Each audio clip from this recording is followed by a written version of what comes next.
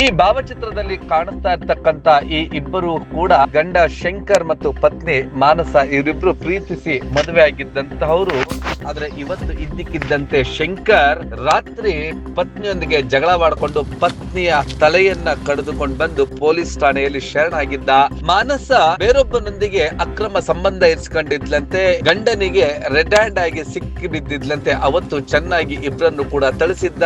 ಮನೆಗೆ ರಾತ್ರಿ ಬಂದಿದ್ದಾಳೆ. ಇವರಿಬ್ಬರು ಕೂಡ ಮಾತನಾಡ್ತಾ ಮಾತಿಗೆ ಮಾತು ಬೆಳೆದು ಈ ಒಂದು ಕೊಲೆ ನಡೆದು ಹೋಗಿದೆ.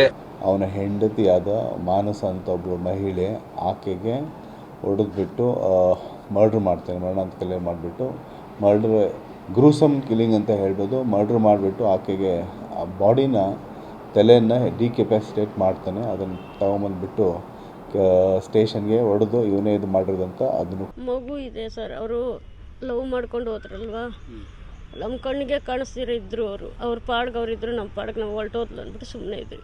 ಆಮೇಲೆ ಮಗುನ ಎತ್ಕೊಂಡು ಬಂದ್ಲು ಮನೆಗೆ. ಆಮೇಲೆ ಕೇಳಿದೆ ಏನಮ್ಮ ಈ ಥರ ಅಂದರೆ